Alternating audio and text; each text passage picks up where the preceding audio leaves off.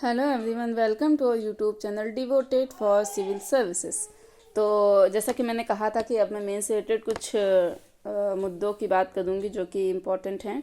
और किस टॉपिक से रिलेटेड है, ये है समानता के अधिकार से जुड़े हुए हैं कुछ इम्पोर्टेंट मुद्दे। तो पहला हम बात करेंगे कि समानता के अधिकार की आवश्यकता मतलब क्या है, कैसे है, क्यों है, इसके बारे में बात करेंगे। देखिए, भारतीय संविधान की सबसे बड़ी विडंबना या समस्या है कि यहाँ हमारे समाज को कई खतरों में बांट कर देखा जाता है। यानी हमारा समाज समान समाज नहीं रहा है। यहाँ पुरुष और महिलाओं के रूप में, जातियों, क्षेत्रों के रूप में आपस में लोगों को बांटा गया है। और ऐसे समाज में जब लोग आपस में विभाजित होते हैं तो उनके अंदर कहीं भी एकता का भाव नहीं आता है। एक आज़ाद देश के रूप में भारत 1947 में जब आया तो भारत के राष्ट्रीय एकीकरण में तमाम तरीके की चुनौतियां थीं।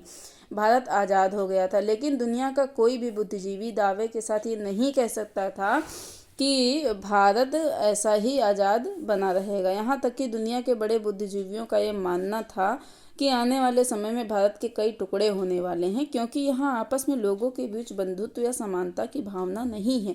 तो एक देश या राष्ट्र के रूप में भारत को जोड़ने के लिए संवैधानिक अधिकारों में समानता का अधिकार सबसे अधिक ज़रूरी था। दूसरा, एक समाज के रूप में हमारी जो छवि पूरी दुनिया में बन भी रही थी, उसके सामने भी एक सवाल था कि भारत जैसा देश जहाँ पर लोग अस्पृश्यता का व्यवहार करते हैं, ठीक है ना, जहाँ पर लोग अस्पृश्यता का व्यवहार करते हैं, हम मानवाधिकारों ह्यूमन राइट्स के ह्यूमन राइट्स के मतलब एरा में रह रहे हैं। 1948 में मानवाधिकारों का घोषणा पत्र आ चुका था। मानवाधिकार मानवीय गरिमा की बात कर रहे हैं और हम मानवीय गरिमा की बजाय अपमानित कर रहे हैं। एक समाज के वर्ग को ये कैसे हो सकता है कि मतलब ये कैसे हो सकता था कि हम मानवीय गरिमा के खिलाफ मानवीय गरिमा को ध्यान में न रखते हुए उसे अपमानित करें, ये कैसे हो सकता था, ये इसका मतलब। तो हमारी वैश्विक छवि अच्छी नहीं बनती, तो इसलिए भी ज़रूरी था कि हम समानता के अधिकार को अपने साथ लेकर आएँ। तीसरा क्या है, समाज का विकास कैसे होता है, संविधान क्यों बनाया जा रहा है, केवल नियम के लिए? सोचिए, सरकार केवल कानून बना दे, सरकार कहे जिसके अंदर जो क्षमता है वही आप करिए, वही आपको मिलेगा, हम कुछ नहीं करेंगे। बहुत से लोग कहेंगे आज मेरिटोक्रेसी यानी योग्यता तंत्र की बात होनी चाहिए। जो संसाधन या पद समाज में हैं वो केवल उन लोगों को मिलने चाहिए जो लोग योग्य या क्षमता संपन्न हैं। अगर मेरिटोक्रेसी को सरकारों द्वारा नियम बना दिया जाए तो बहुत से लोगों का मानना है मतलब कहने का ये है कि जैसे हम अगर आपसे कहें कि आपको नहीं लगता है कि आरक्षण गलत है, मतलब क्या है, अगर लगता है तो आरक्षण क्यों गलत है। हम आपसे कहें कि ये योग्यता को बिल्कुल अपमानित करता है, तो जो लोग योग्य हैं उनसे कम योग्य लोग सत्ता में पहुंच जा रहे हैं, उनका सिलेक्शन हो जा रहा है, और जो लोग योग्य हैं उनका सिलेक्शन ही नहीं हो पा रहा है, तब तो आरक्षण गलत है। फिर ये आरक्षण सरकार क्यों दे रही है? क्योंकि ये योग्यता के खिलाफ है। लेकिन आप लोग सोच कर देखिए, जब जाति का नाम आता है तब आप एक अलग तरीके का व्यवहार करते हैं। जेंडर का नाम आता है तो आप एक अलग तरीके का व्यवहार करते हैं। वर्ग का नाम आता है तो आप एक अलग तरीके का व्यवहार करते हैं। आप सोचिए, अगर हम आपसे पूछें कि आरक्षण सही है या गलत है, तो आपकी उस पर आखिरकार राय क्या होगी, आप क्या बोलेंगे? तो देखिए, मैं बताती हूँ कि लोग क्या कहेंगे, फिर मैं आपको एक सही ओपिनियन बताऊंगी कि क्या होना चाहिए एक्चुअल में। पहले तो सुन लीजिए जो कहा गया। देखिए, कोई अगर उच्च जाति का व्यक्ति है जिसे आरक्षण का लाभ नहीं मिल पा रहा है तो वो कहेगा बिल्कुल गलत है भाई, जाति के नाम पर आरक्षण नहीं होना चाहिए, बल्कि आर्थिक आधार पर आरक्षण होना चाहिए, वो ये कहेगा। अब जैसे मैं अगर किसी उच्च जाति की लड़की से पूछूं कि वो बोले कि बिल्कुल नहीं, आरक्षण से खराब कोई संकल्पना या धारणा है ही नहीं, लेकिन आर्थिक आधार पर आरक्षण होना चाहिए। मैं अगर उनसे पूछूं कि अच्छा ये बताइए कि संसद में महिलाओं को 1/3 आरक्षण मिलना चाहिए या नहीं, तो विचार चेंज हो जाएगा। तब अचानक से जाती वो लोग फिर जेंडर में चले जाएंगे, वो जेंडर में चली जाएगी और फिर कहेगी कि बिल्कुल जेंडर के आधार पर आरक्षण होना चाहिए, यानी जहाँ हमारी सुविधाएं जुड़ी हैं, हमारे विचार बदल रहे हैं, जाति के आधार पर आरक्षण हमें आरक्षण मिल जाए तो बस फिर वो चाहे जाति के आधार पर हो या लिंग के आधार पर हो, फिर हम अगर आपसे पूछें कि हिंदी और इंग्लिश को लेकर बंटवारा यूपीएससी कर रही है, तो जो इंग्लिश मीडियम के लोग हैं वो ज़्यादा एग्ज़ाम क्रैक करने के योग्य हैं, कर रहे हैं, मतलब क्योंकि उनके पास क्या है, क्षमता योग्यता ज़्यादा है, क्योंकि वो इंग्लिश न्यूज़पेपर पढ़ ले रहे हैं, इंग्लिश मटेरियल पढ़ ले रहे हैं। और ऐसा नहीं लगता है कि हिंदी माध्यम को अगर उबारना है तो इक्वल प्लेइंग फील्ड है ही नहीं, क्योंकि मटेरियल जो आपके पास है वो इंग्लिश मीडियम के पास है, उसमें अंतर यानी कि डिफरेंस आपको देखने को मिलेगा। और सरकार यहाँ पर हिंदी मीडियम के लिए आरक्षण का प्रावधान करे, हिंदी मीडियम के लिए सीटें यहाँ पे कम से कम मतलब आरक्षित होनी चाहिए। तो हिंदी मीडियम वाले बोलेंगे अरे इससे बढ़िया तो कोई रूल हो ही नहीं सकता है, मतलब बहुत बढ़िया रूल है, ऑनलाइन क्लास छोड़कर पहले आंदोलन करते हैं फिर सिलेक्शन लेते हैं ऐसा लोग कहेंगे। तो जैसे ही माध्यम की बात आएगी तो आपके विचार तब बदल जाएंगे। आप ना मतलब वर्ग देखेंगे, ना जेंडर देखेंगे, ना भाषा, कुछ नहीं देखेंगे, तब तो बस फिर हिंदी मीडियम बस वही चाहिए। किसी का मतलब आरक्षण की मांग मतलब करने लगते हैं लोग। जब आप बोल रहे हैं कि माध्यम के आधार पर आरक्षण चाहिए, यानी जहाँ से आपको सुविधा मिल सके, वो विचार वो मुद्दा आपके लिए सही है, और जहाँ आपको कोई सुविधा ही नहीं मिल रही है वहाँ पर आपको लगता है कि ये गलत है। तो कई बार हमारे जो विचार हैं वो हमारे पूर्वाग्रहों से संचालित होते हैं, और यही हमारे व्यक्तित्व को कई बार आयामी बना देते हैं। हम स्वस्थ संतुलित तरीके से स्पष्टता के साथ नहीं सोच पाते हैं। इसलिए जब आपसे पूछा जाता है इंटरव्यू में या कहीं पर भी मतलब बताइए कि आरक्षण होना चाहिए या नहीं, तो आप डिप्लोमेटिक आंसर देना शुरू कर देते हैं। आप कहते हैं कि आरक्षण सामाजिक न्याय के लिए बड़ी ज़रूरत है, तो लेकिन मेरा मानना है कि आरक्षण सही तरीके से होना चाहिए, इसका गलत तरीके से उपयोग हो रहा है। तो फिर मैं फिर मतलब कहूँ कि और इसे स्पष्ट कीजिए ज़रा, मतलब मैं फिर अगर आपसे कहूँ कि आप इसे स्पष्ट कीजिए तो आप कहेंगे कि मेरा मानना है कि आरक्षण जिन लोगों को दिया जा रहा है उन लोगों में से भी बहुत से लोग बड़े संपन्न और अमीर हो चुके हैं, और जो है अनुसूचित जाति से जुड़े बहुत से लोग शहरों में अच्छी स्थिति में रहते हैं। मुझे नहीं लगता कि किसी आरक्षण की ज़रूरत है, आरक्षण को बदलने की ज़रूरत है।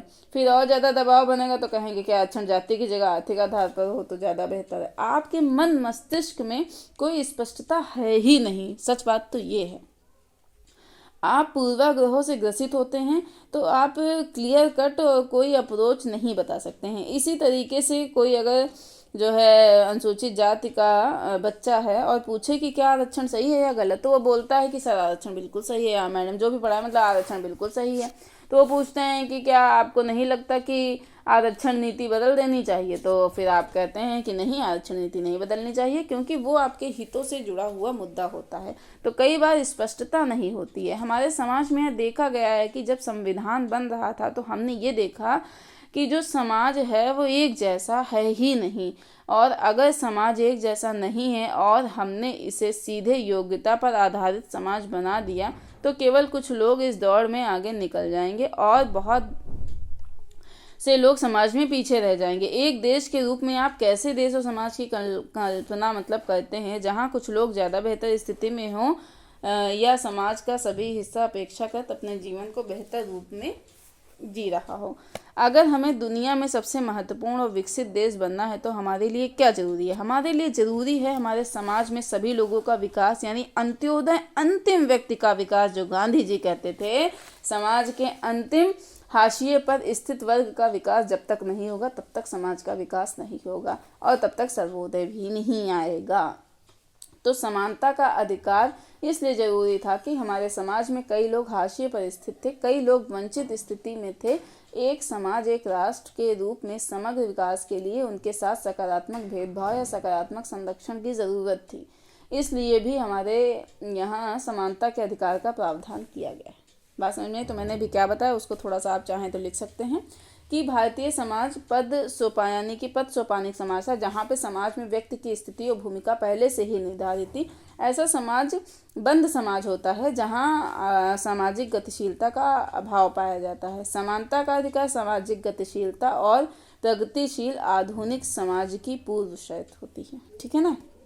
दूसरा ने क्या होता है कि समाज में अनेक समूह बहिष्करण और वंचना के शिकार थे, जो समाज के विकास की मुख्य धारा में शामिल नहीं थे या देश और समाज के समग्र विकास में बाधक हैं। समानता के अधिकार के माध्यम से वंचित वर्गों को समाज के विकास की मुख्य धारा से जोड़ने का प्रयास किया गया। गांधी जी के अंत्योदय से सर्वोदय की धारणा तभी मूर्त रूप ले पाएगी।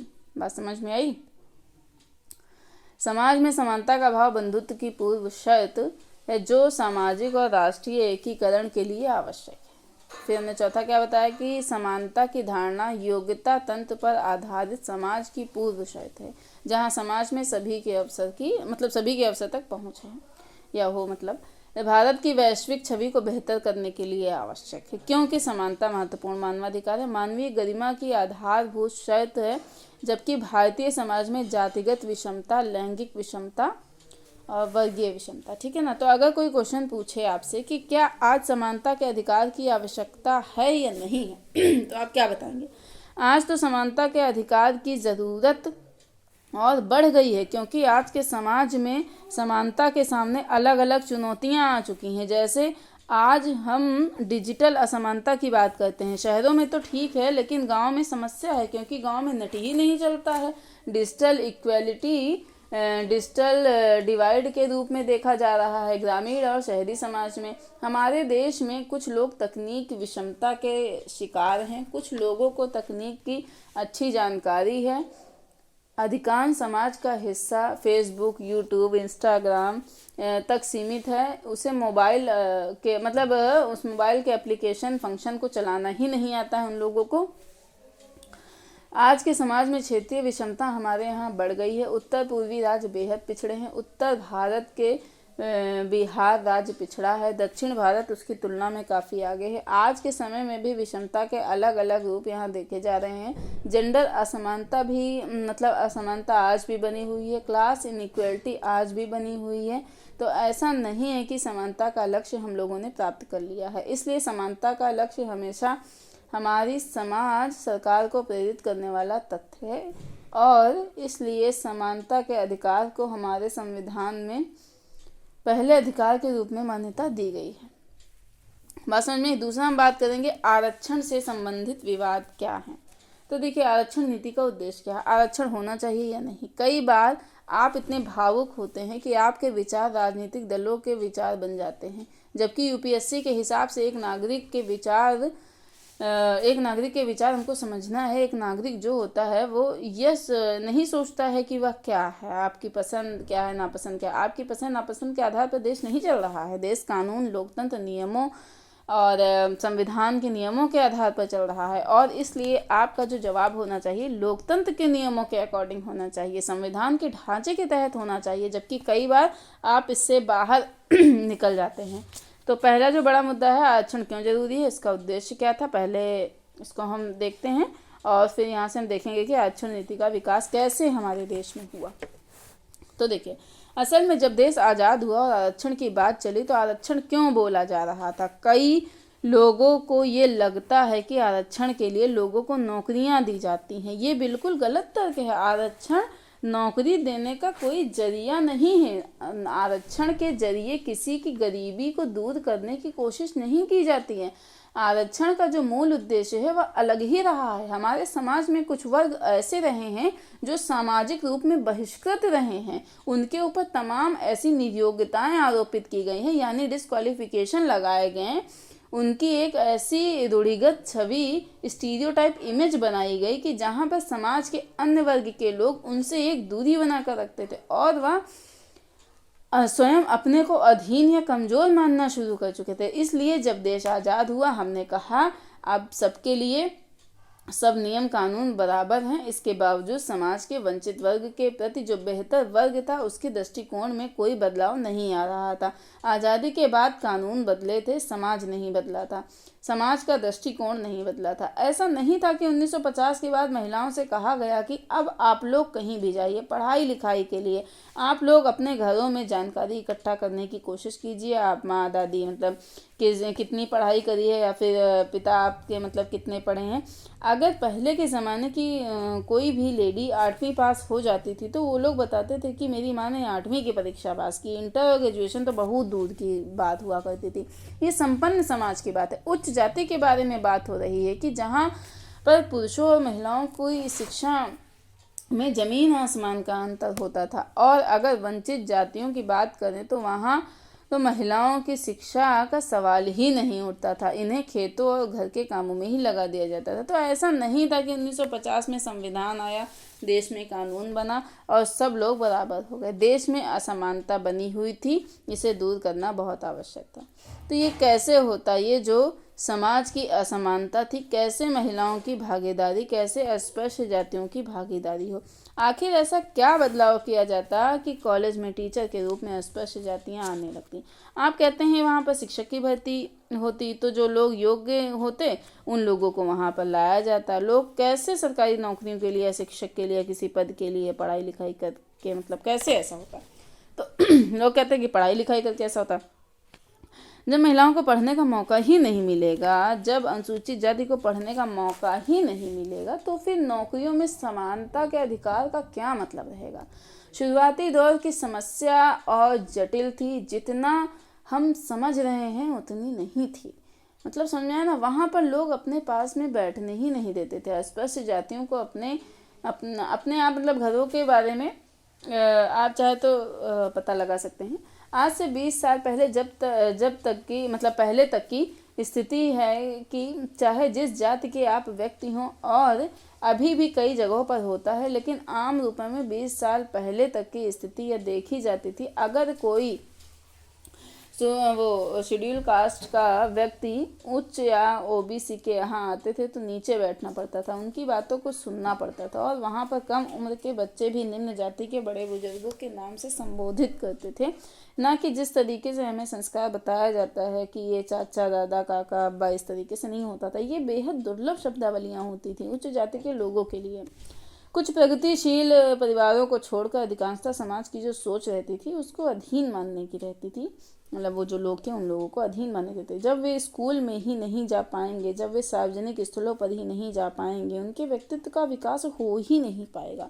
तो सरकारी नौकरियों में समानता के अधिकार का वो क्या करेंगे, शिक्षण संस्थानों में समानता के अधिकार का क्या करेंगे, क्योंकि वहाँ उनको प्रवेश नहीं मिला। ऐसे में पहला जो मुख्य पर्पस था वह इस सामाजिक सोच को बदलना था कि अगड़ी और पिछड़ी जातियों में सोच का अंतर है, वो सोच कैसे खत्म किया जाए। इसके लिए यह माना गया कि प्रदर्शनकारी प्रभाव बहुत ज़रूरी है, यानी कि डिमॉन्स्ट्रेटिव इफेक्ट क्रिएट करना होगा। कहने का मतलब ये है प्रदर्शनकारी प्रभाव का मतलब क्या, अब हम ये बताते हैं आपको। देखिए, अगर वंचित वर्ग के किसी एक व्यक्ति को सामने लाया जाए तो उसे अगर सरकारी नौकरी में स्थान दिया जाए, इससे दो बड़े फायदे होंगे। एक मतलब जो वो होगा शेड्यूल कास्ट का व्यक्ति होगा, डीएम बन जाए तो तब तो फिर क्या होगा कि किसी भी उच्च जाति या व्यक्ति का उनके पास काम करवाने जाएगा तो कोई छुआछूत नहीं होगा। मतलब आपकी मजबूरी होगी उसके साथ डील करने की। और उच्च जातियां या अन्य जातियां अनुसूचित जातियों के प्रति अधीनता का भाव रखती थी, श्रेष्ठता का भाव अपने अंदर मतलब रखती थी। ये सोच इनकी बदल दी, मतलब ये सोच इनकी बदल सकती है इस चीज़ों से। दूसरा क्या, वह व्यक्ति जो शेड्यूल कास्ट से बाहर निकलकर अधिकारी बना है वह एक व्यक्ति नहीं होता, बल्कि व्यक्ति की सफलता नहीं होती है। उस परिवार में अन्य सदस्य जो होते थे मतलब उनके बारे में बात होती थी कि देखा बड़े भाई ने मतलब सफल हो गया और आपको भी काम करना है। केवल उस परिवार की बात नहीं होती, आस पड़ोस में जितने भी लोग होते हैं सब ये चीज़ें देखते हैं। पूरे समुदाय के अंदर एक सोच का उदाहरण प्रस्तुत करता है कि पूरा समुदाय सोचता है कि अगर बच्चा सफल हो सकता है तो हमारा बच्चा क्यों नहीं सफल हो सकता। ठीक वैसे ही जैसे महिलाएं, बहुत सी लड़कियां जो यूपीएससी मतलब तैयारी कर रही हैं, कई बार इंस्पिरेशन मिलता है उनको, ठीक है ना। तो ये सब चीज़ें देखने को मिलती हैं। और तो पहला बेसिक पर्पस क्या था कि आरक्षण का, कि हम समाज में आरक्षण के माध्यम से उस वंचित तबके को जब सामने लाएंगे तो उसका प्रदर्शनकारी प्रभाव एक प्रदर्शनकारी प्रभाव का हम आपको एग्जांपल देना चाहते हैं। एक कंचन लेडी थी, बिहार की थी वो, और जो है मतलब उनकी शादी हो गई थी। हस्बैंड ने फोर्स किया कि ठीक है आप जाओ प्रयागराज में पढ़ाई करो, बच्चे भी मतलब उनके थे। 2008-9 में डिसीजन मतलब ये हुआ कि उन्हें ग्रेजुएशन किया, पीजी एमए किया, फिर बीएड किया। फिर लोगों ने कहा कि जाओ अच्छा और पढ़ाई करो, तो उन्होंने कहा पीसीएस चलो तैयारी करते हैं। फिर कहा और मतलब आगे सोचो, तो आईएएस की तैयारी की। 2000 मतलब फिर उन्होंने पढ़ाई करी, आईएएस की तैयारी करी उन्होंने, और फिर उन्होंने एसडीएम जो है क्लियर किया 2020 में। कंचन आपने नाम सुना होगा, बीपीएससी। तो इसे ही कहते हैं प्रदर्शनकारी प्रभाव, और हरियाणा में भी ये देखा जा सकता है ना। इस तरीके से ये प्रदर्शनकारी प्रभाव है। तो बेटियों पर गर्व है, हमारी बेटियां भी एसेट बन सकती हैं। तो दबंग जैसे मूवी है उसको भी आप लोग देख सकते हैं। तो मैं क्या बता रही थी कि तो कहने का मतलब क्या है कि ये पहला बेसिक पर्पज़ था कि आरक्षण का, कि समाज में आरक्षण के मतलब माध्यम से उस वंचित तबके को जब सामने लाएंगे तो प्रदर्शनकारी प्रभाव होगा। क्योंकि हम सबको जॉब नहीं देने जा रहे हैं। सरकारी नौकरियों में सबको नौकरी थोड़ी मिलती है, सबको सरकारी मतलब नौकरियों में कुछ लोगों को नौकरी मिलती है, और जिन लोगों को नौकरी मिलती है उनका प्रभाव अन्य लोगों पर पड़ता है और सकारात्मक प्रभाव के रूप में रहता है। तो हमने भी क्या बताया कि सामाजिक प्रतिनिधित्व को सुनिश्चित करना, इससे क्या होगा, वंचित वर्गों के आत्मविश्वास में वृद्धि होगी, वंचित वर्गों के प्रति अन्य वर्गों की सोच और व्यवहार में बदलाव होगा।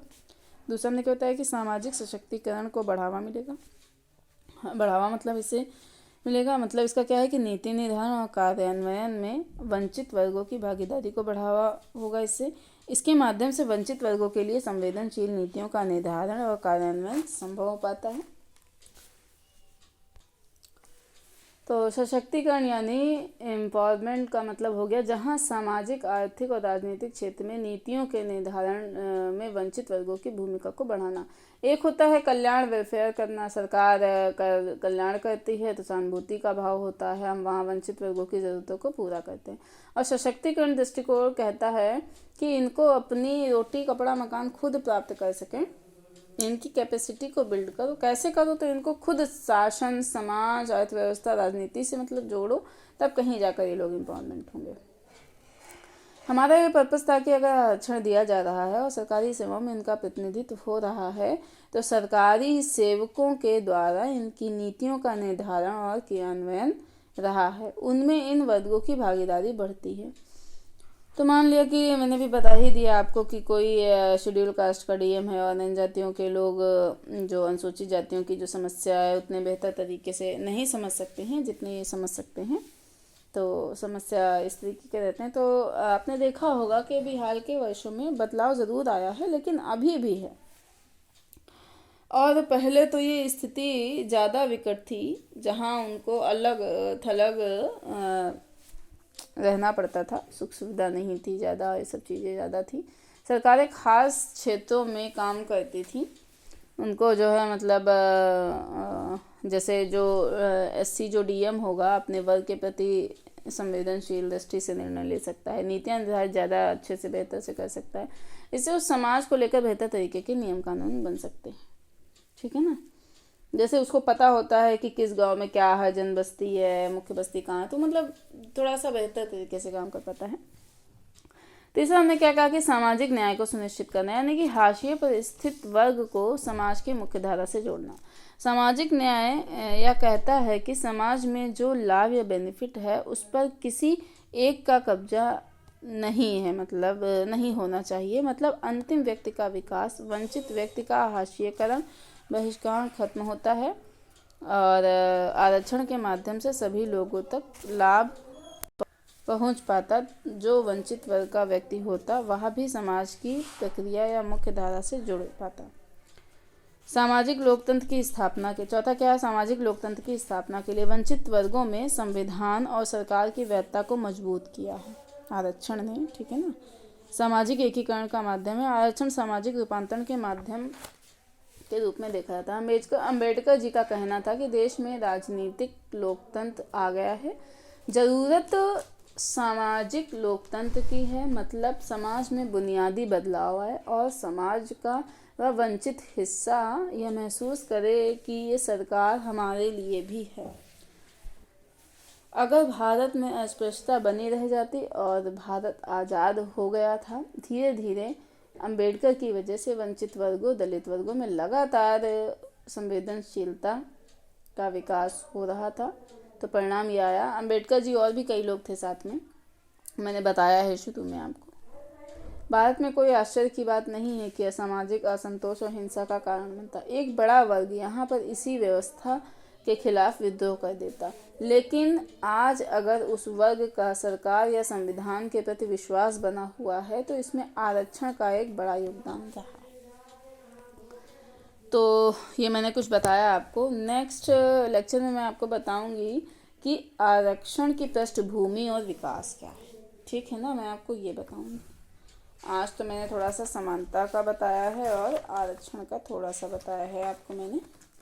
नेक्स्ट लेक्चर में मैं आपको ये बताऊंगी। तो ठीक है, देखते रहिए स्टडी फॉर सिविल सर्विसेज, सुनते रहिए। ठीक है, नमस्कार।